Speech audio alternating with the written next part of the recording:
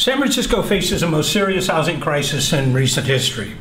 Even the nature of that crisis is obscured by the loud voices trying to point out who is at blame. Unknown for most San Franciscans is the very nature of that crisis. That is to say, we are producing about 4 times the number of market rate housing units and only about 25% of the number of affordable units that we need to house the existing and projected workforce in San Francisco. Market fundamentalists claim that the reason that we are facing this extraordinary affordability crisis is insufficient supply of market rate housing that we're in fact already overbuilding, and insufficient supply because of ill-conceived housing policies and land use policies foisted upon the city by community activists years ago. This argument is about half right.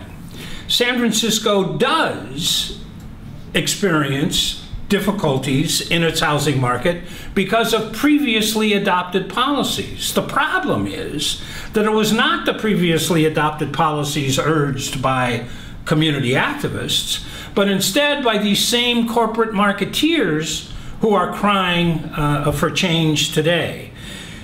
Regional planning bodies were first created in the Bay Area during World War II to coordinate and organize $900 billion in federal investment in current dollars in wartime production during World War II.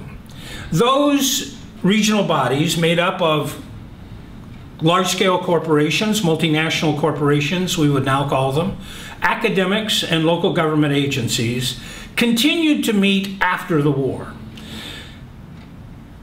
The largest of those organizations and most influential is the Bay Area Council. In the mid-50s, the Bay Area Council devised a new concept, a new organizing concept for the Bay Area, in which there would be an integrated housing market, an integrated economy in the Bay region, with San Francisco being the centerpiece, being the corporate headquarters in which all regional employees would work. They would commute through mass transit and a freeway system to and from San Francisco, and San Francisco would be transformed into a commercial, high-rise corporate headquarters. Between 1960 and 1990, this plan was wildly successful. But in order to be successful, one of the organizations created by the Bay Area Council, the San Francisco Planning and Urban Renewal Agency, had to get across to the people of San Francisco a mechanism to create this corporate headquarters system. In 1966, Spur very bluntly laid out what its plan was. To compete effectively for new corporate power, San Francisco's population will have to move closer to the white Anglo-Saxon norm, it wrote. Influence should be exerted in many ways to bring about this transformation, Spur asserts. For example, changing the quality of housing and job opportunities. Between 1960 and 1980, over 20,000 housing units in San Francisco, the overwhelming majority of them affordable housing, was demolished through public action and private developer action working hand in hand. The redevelopment agency demolished about 15,000 units. Private housing developers demolished another 5,000. Thousands more were demolished by the Division of Highways in San Francisco, building the regional freeway system needed to serve corporate San Francisco. Large educational institutions and medical centers demolished more housing units to create the service sector needed to support the corporate headquarters city. Spur's plans were so successful that if you take a look at census data for San Francisco, in 1960 when we started, there were 740,000 of us in the city. By 1980, 680,000. we actually saw a decline in population in San Francisco because of the dramatic reduction, actual reduction of the housing stock in the city.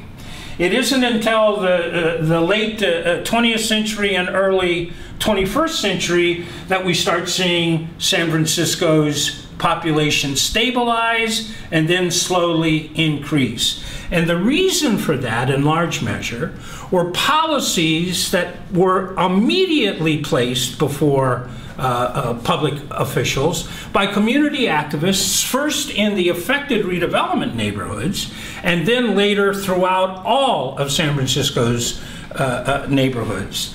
Immediately, residents of the Western Addition and the South of Market sued the redevelopment agency to stop its plans and force it to build housing that they could afford.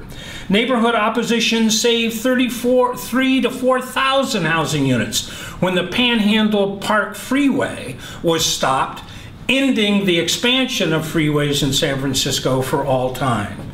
Community-based activists rezoned neighborhoods in the Mission, in the Haight-Ashbury, in Chinatown, in the South of Market, creating a ring around downtown that preserved housing and community-serving retail uses in those communities.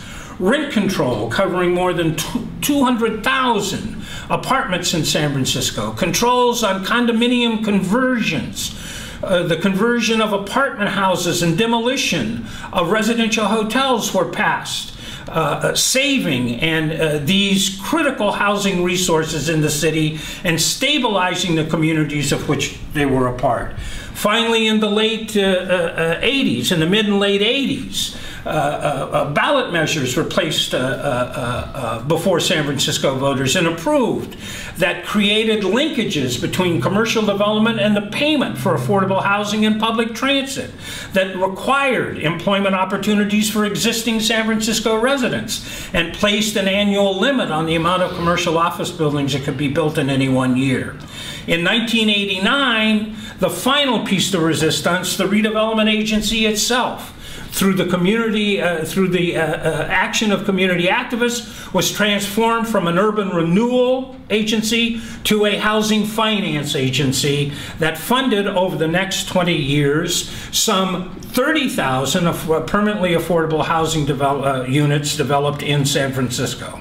Far from creating the problems faced that we currently face, community activists stabilized communities in San Francisco, preserved housing, and created the possibility for the rebound of our population, in fact creating a whole new set of problems called gentrification. We created such success that everybody in the world wants to move to San Francisco now because of its livable qualities. Qualities that were created by community activists.